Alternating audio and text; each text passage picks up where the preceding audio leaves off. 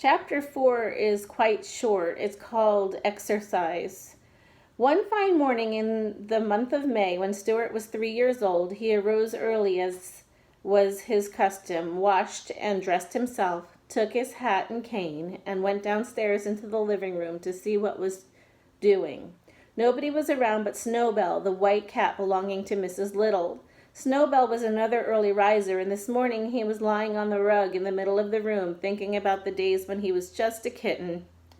"Good morning," said Stuart. "Hello," replied Snowbell sharply. "You're up early, aren't you?" Stuart looked at his watch. "Yes," he said, "it's only 5 minutes past 6, but I felt good and I thought I'd come down and get a little exercise." "I should think you'd get all the exercise you want up there in the bathroom, banging around, waking all the rest of us up trying to get that water started so you can brush your teeth. Your teeth aren't really big enough to brush anyway.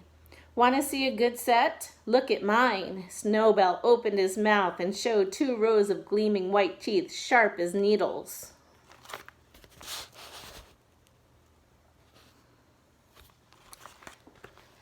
"Very nice," said Stuart, "but mine are all right too, even though they're small. As for exercise, I take all I can. I bet my stomach muscles are firmer than yours."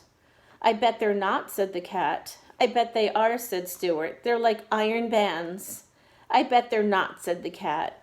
Stuart glanced around the room to see what he could do to prove to Snowbell what good stomach muscles he had. He spied the drawn window shade on the east window, and with its shade cord and ring like a trapeze, and it gave him an idea.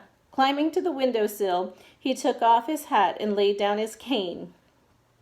"You can't do this," he said to the cat, and he ran and jumped onto the ring, the way acrobats do in a circus, meaning to pull himself up.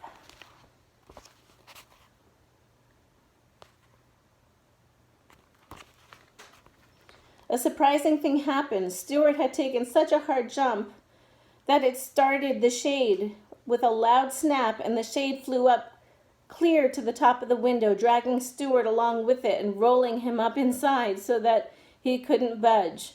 "Holy mackerel," said Snowbell, who was almost as surprised as Stuart Little. "I guess that will teach him how to show off his muscles."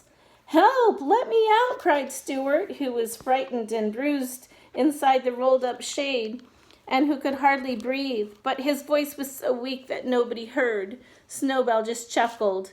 He was not fond of Stuart, and it didn't bother him at all that Stuart was all wrapped up in a window shade, crying and hurt and unable to get out.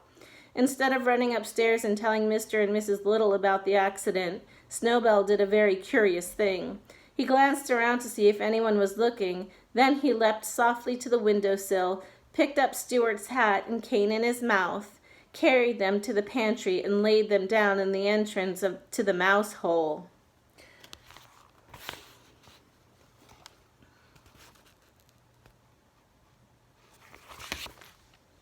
When Mrs. Little came down later and found them there, she gave a shrill scream which brought everybody on the run. "It's happened," she cried. "What has?" asked her husband. "Stuart's down the mouse hole."